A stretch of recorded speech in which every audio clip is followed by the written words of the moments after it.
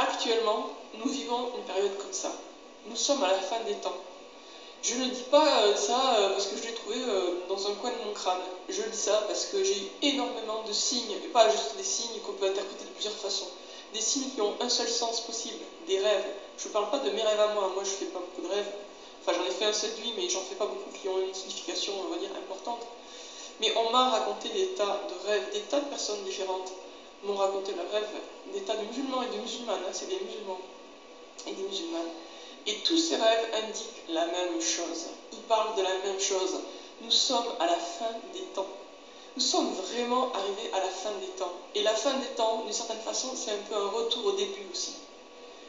Et c'est un peu un retour en particulier à l'époque du prophète Mohammed, que la paix soit sur lui. C'est-à-dire que maintenant, les divisions entre sectes et tout ça, ça va se terminer. Ça va se terminer.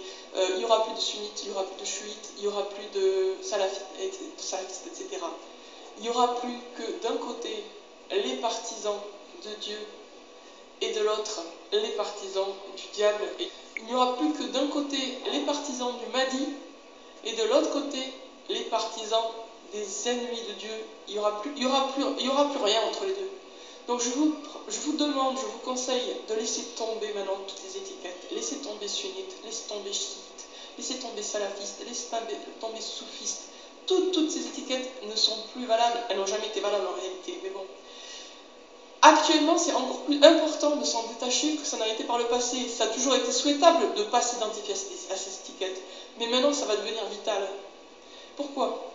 Parce que quand le Mahdi va arriver, et le Mahdi va bientôt arriver, c'est ce que tous les rêves qu'on m'a racontés indiquent. Et c'est pas genre pour dans 20 ans, c'est vraiment pour très bientôt. Le Mahdi, il est déjà vivant parmi nous. Et il va bientôt se manifester. Et à ce moment-là, qui c'est qui va le suivre? C'est pas les gens qui s'identifient à une étiquette, c'est pas les gens qui s'identifient à une secte, même la secte des sunnites. C'est pas ces gens-là qui vont le suivre, c'est les gens qui s'identifient à l'islam. Bonjour à tous.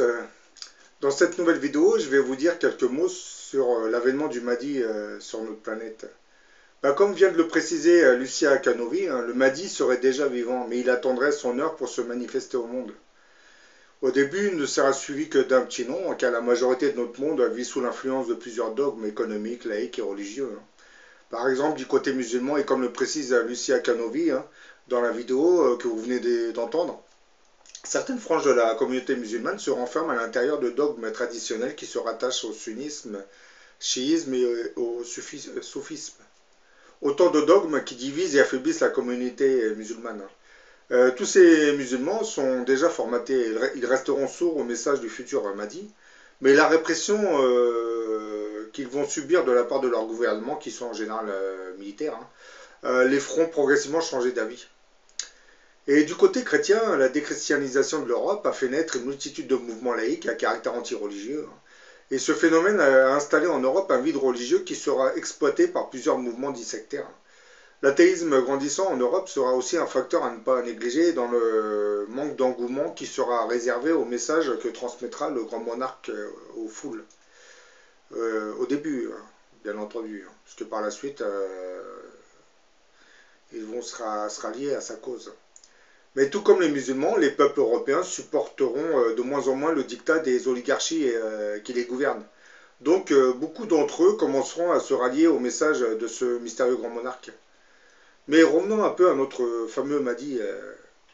Mahdi n'est pas vraiment un nom, mais un titre voulant dire le bien guidé. Celui qui en sera auréolé devrait, d'après les hadiths, paroles sacrées du prophète, porter le même nom que le prophète de l'islam, Mahomet, c'est-à-dire Mohammed. Ce Mahdi naîtra parmi le peuple, mais il n'aura aucune connaissance de sa véritable mission sur Terre. Il grandira normalement, comme tout le monde, mais comme le sceau de la divinité l'enveloppera, il sera amené à sortir de la normalité pour commencer sa mission. Certains faits et événements stimulés par Dieu le présenteront progressivement et malgré lui au monde, dès son plus jeune âge. Mais n'étant pas encore assez mûr pour accomplir sa mission, du moins pour la commencer, la divinité le maintiendra, du moins lui effacera quelques bribes de souvenirs pour qu'il grandisse sans connaître sa véritable vocation. On le maintiendra dans une sorte de cocoon où il ne connaîtra pas sa véritable identité.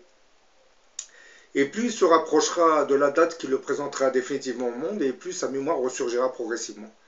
Et là, il commencera à comprendre certaines choses occultes.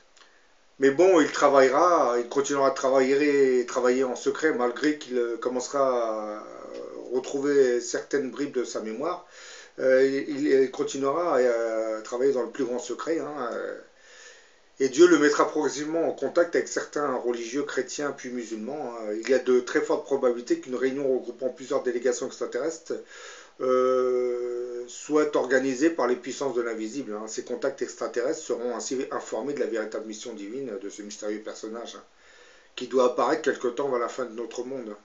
Parce que du côté extraterrestre, comme vous le savez, beaucoup de contactés ont cessé de dire que oui, nos visiteurs extraterrestres vont bientôt prendre contact avec la planète, et à chaque fois c'est repoussé. C'est repoussé parce que je pense que ils ont dû se rallier, du moins se rallier. Lors de la probable réunion qu'ils auraient fait, peut-être qu'ils ont dû s'aligner sur le calendrier du divin. Donc ils ne peuvent pas se manifester tant que le grand monarque n'apparaîtra pas. Comme je l'ai précisé dans d'autres vidéos, le Mahdi attendu par les musulmans correspond en fait à ce mystérieux grand monarque dont la venue avait été prophétisée par nombre de visionnaires chrétiens à travers les siècles. Et la Bible nous le présente sous la personnalité de l'Antéchrist, hein, celui qui doit venir avant le Christ, hein. Sa venue, comme le mot l'indique, devrait précéder le retour du Christ sur terre. Il viendra comme une sorte d'introduction au retour du Messie. Tout comme Jean le Baptiste qui avait préparé la première venue du Christ il y a 2000 ans, l'Antéchrist fera de même en nous préparant à la seconde venue du Christ. Mais là, sur un fond d'Apocalypse, hein, donc c'est pas réjouissant pour tout le monde, hein. L'Antéchrist est souvent dépeint comme une bête surgissant des profondeurs de la terre à l'approche de la fin des temps. Et cette vision avait été reprise aussi bien à travers l'eschatologie chrétienne que musulmane, hein. Sa venue serait l'un des signes annonciateurs de la fin de notre monde, hein. Dans la Bible, par exemple, cette bête apparaîtrait dans le chapitre 13 de l'Apocalypse de Saint Jean, versets 11 à 18. Bon, je vais vous les citer, hein. Puis j'ai vu monter de la terre une autre bête qui avait 2 cornes, semblables à celles d'un agneau, et qui parlait comme un dragon. Elle opérait de grands prodiges, même jusqu'à faire descendre du feu du ciel sur la terre à la vue des hommes, hein. Et elle séduisait les habitants de la terre par les prodiges qui lui étaient donnés d'opérer. Et elle fit que tout petits, grands et riches et pauvres, libres et esclaves, reçussent une marque sur leur main droite et sur leur front, hein, et que personne ne put acheter ni vendre sans avoir la marque, le nom de la bête ou le nombre de son nom. Et bien dans le Coran, cette bête est mentionnée dans la sourate 27, versets 82 à 85. Je vais vous les citer, mais vous verrez, hein, c'est les mêmes bêtes, hein, c'est la même bête, hein. Et quand la parole tombera sur eux, nous leur ferons sortir de terre une bête qui leur parlera. Les gens n'étaient nullement convaincus de la vérité de nos signes. Et le jour où nous vous rassemblerons de chaque communauté une foule de ceux qui démentaient nos révélations, et qu'ils seront placés en rang. Puis quand ils seront arrivés, Dieu dira, avez-vous traité de mensonges mes signes sans les avoir embrassés de votre savoir? Ou que faisiez-vous donc? Et la parole leur tombera dessus à cause de leurs méfaits. Ils ne pourront rien dire. D'après les hadiths, parole sacrée du prophète Mahomet, il est dit que cette bête, appelée Daba en arabe, aura une forme non humaine, qu'elle sera douée de paroles et qu'elle encerclera les gens. La tradition rapporterait également que cette dernière aura la capacité de distinguer les gens de bien que des gens de mal. C'est-à-dire de distinguer les gens destinés au paradis de ceux destinés à l'enfer par un simple regard. Là, c'est dit clairement, hein. C'est-à-dire cette bête, alias le grand monarque ou l'antéchrist, hein, possédera un don qui lui permettra de voir le tempérament de chaque personne sur Terre. Par exemple, lorsque quelqu'un va venir lui parler, en l'observant, il saura si cette personne sert le bien ou le mal. Si cette personne a un mauvais caractère, si cette personne a un esprit pervers, si cette personne a un esprit criminel. Ça, il le verra d'un seul coup d'œil. Donc, je pense que beaucoup de oligarchies de régime arabe ont du souci à se faire, hein, mais bon. Un autre hadith disait, enfin un jour, pendant que les hommes seront réunis dans la plus grande et sacrée des mosquées au regard de Dieu, hein, leur tranquillité sera subitement troublée par l'apparition d'une bête en train de mugir dans l'angle de la pierre noire. Elle secouera la poussière de sa tête et les gens se disperseront en fuyant. Un groupe de croyants, sachant qu'ils ne pourront s'opposer au destin de Dieu, feront front. La bête s'occupera d'eux tout d'abord, hein. Elle marquera leur visage, qui deviendront aussi brillants que des étoiles scintillantes, puis elle parcourra la terre. Ceux qui la fuiront ne lui échapperont pas, et ceux qui la poursuivront ne la rattraperont pas. Certains hommes tenteront de lui échapper en se mettant à prier, mais elle les surprendra par derrière et leur dira: Oh un tel, c'est maintenant que tu pries. Ils se tourneront vers elle et elle marquera au visage puis les abandonnera. Croyants et incroyants seront associés dans leurs biens, ils vivront ensemble dans les villes, mais on distinguera le croyant du mécréant, au point que l'on entendra le croyant dire: Ô mécréant, donne-moi mon dû, et que l'on entendra le mécréant dire: Ô croyant, donne-moi mon dû. Dans ces hadiths, c'est dit clairement, hein, cette bête sera dotée d'un pouvoir incroyable qui lui permettra de voir le tempérament de toutes les personnes qui se trouvent devant elle. Et lorsqu'une personne viendra lui parler avec un petit sourire en se faisant passer pour un gentil, elle le remarquera très vite si cette personne a une arrière-pensée néfaste. Donc, il faut comprendre que cette bête, la mission de cette bête, c'est de se répandre sur toute la planète. Donc, elle s'attaquera à tout ce qui est mauvais. C'est pour cette même raison, je suis toujours surpris quand on nous dit que l'Antéchrist, ce sera un être maléfique qui sera envoyé par le diable pour combattre la nature humaine. Mais le problème, c'est que l'Antéchrist ne s'est toujours pas manifesté. Et aujourd'hui, regardez le monde dans lequel nous vivons. C'est un monde diabolique. Et là, dans ces versets et ces hadiths, on nous précise que cette bête a tendance à vouloir s'attaquer aux gens qui ne croient pas et qui répandent le mal sur terre. Donc je me pose toujours cette question, qui a intérêt à dépeindre l'Antéchrist en lui donnant une apparence maléfique? Je pense que les forces du mal et le diable ont tout intérêt à discréditer la mission de ce grand monarque, hein. Si ces hadiths se vérifient dans le futur, ça sous-entendrait que l'Antéchrist ou la bête vont combattre les forces du diable, en langage plus clair. Et aujourd'hui, comme vous le voyez dans beaucoup de vidéos, ce sont ces forces maléfiques qui gouvernent notre monde, hein. Parce qu'on nous parle, on nous dit le communisme athée, c'est le mal absolu. Non, non, le mal absolu n'est pas qu'en Russie, le mal absolu est partout. Puisque comme je l'ai déjà dit concernant le communisme, dont le dogme repose sur le pilier de l'athéisme, le capitalisme, c'est tout comme, hein. Sauf que le capitalisme, c'est encore pire, c'est que dans le capitalisme, on légalise tout ce qui est pervers. C'est encore plus grave. Mais bon, je pense que la venue du grand monarque va modifier beaucoup de choses dans le futur. Et si les peuples se mettront à le suivre, ce n'est pas par hasard. C'est parce qu'ils vont comprendre que ce n'est pas vraiment un être maléfique, hein. Ils vont comprendre qu'on nous a trompés depuis des milliers d'années, hein.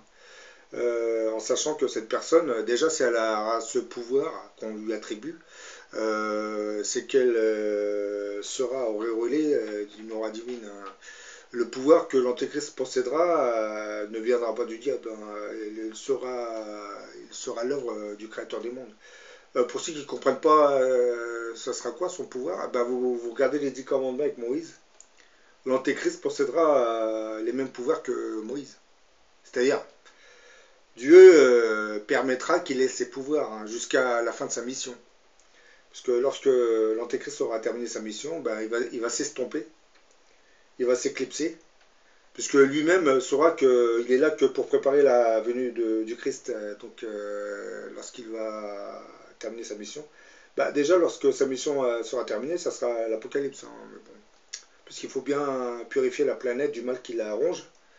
Donc lorsque l'Antéchrist aura fini sa mission, le Créateur des mondes va commencer à détruire le monde. Ce n'est qu'après que le Christ reviendra sur cette planète. Parce que comme je l'ai dit dans beaucoup de mes vidéos, le Christ ne pourra pas revenir dans le monde dans lequel nous vivons actuellement.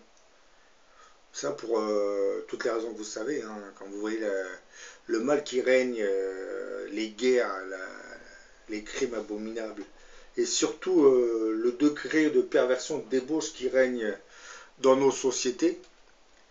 Quand je parle du degré de débauche et de perversion, on est en train d'égaler Sodome et Gomorrhe hein, par la légalisation des mariages gays, hein, de la pornographie, etc., etc. hein. Donc ne vous faites pas d'illusions lorsqu'on vous dit que plusieurs villes seront détruites par le feu. Je pense que c'est ce qui nous attend dans le futur. Parce que les gens ne comprennent pas beaucoup de choses, surtout dès l'instant où vous n'avez plus d'acquis religieux, de connaissances religieuses sur ce qui s'était passé il y a plusieurs milliers d'années, vous ne pourrez pas comprendre ce qui va se passer dans les années à venir. Puisque l'histoire se répète, par exemple, Sodome et Gomorrhe, ces cités ont été détruites parce que les gens se sodomisaient en pleine rue devant tout le monde, hein. Et personne, ça ne gênait personne, donc ces cités étaient complètement dépravées. Bon, aujourd'hui, on n'en est pas arrivé à ce stade, hein. Les gens ne se sodomisent pas dans la rue, hein, parce que il reste un petit peu de morale, hein, quand je dis un petit noyau, mais qui ne va pas suffire à nous sauver. Bah, aujourd'hui, le problème, c'est que toute cette perversion, vous la retrouvez sur Internet, dans nos sociétés, à travers les cabarets, les cinémas pornographiques et tout ce que vous voulez, hein. Et bon, la théorie du genre, c'est encore pire, hein. Et aujourd'hui nous sommes dimanche, on va vous diffuser encore une émission sur M6 qui va nous parler des jeunes filles qui se reconnaissent comme garçons. Ben, c'est bien, mais bon, on est en train de pervertir l'esprit des enfants, vous vous rendez compte? Si on commence par pervertir l'esprit des enfants, ben, en grandissant, cette perversion va s'installer à la tête des nations. Déjà qu'elle est déjà installée avec la franc-maçonnerie, hein. Parce qu'il ne faut pas vous leurrer, hein. Ce sont pas, nos hommes politiques sont un peu des marionnettes au service du malin, hein. Et le malin, pour ceux qui ne savent pas c'est qui, c'est le diable. Le diable, lui, a ses marionnettes que vous appelez les loges franc-maçonnes, hein. C'est une partie des marionnettes, puisqu'il existe des gens qui ne sont pas francs-maçons, qui sont aussi démoniaques que ces francs-maçons, hein. Le diable peut influencer n'importe qui, hein. Par exemple, vous avez vu ces crimes en série aux États-Unis où vous avez quelqu'un qui rentre dans une église pour tuer, pour massacrer tout le monde. Là, l'inspiration, on voit d'où elle vient, cette inspiration. Cette personne a eu un souci avec sa belle famille ou des collègues de travail ou des amis à l'école, et elle vient se venger. Mais qu'est-ce qui stimule cette idée, qui l'inspire? C'est bien une force maléfique. Bon, je vous dis à la prochaine pour une autre vidéo.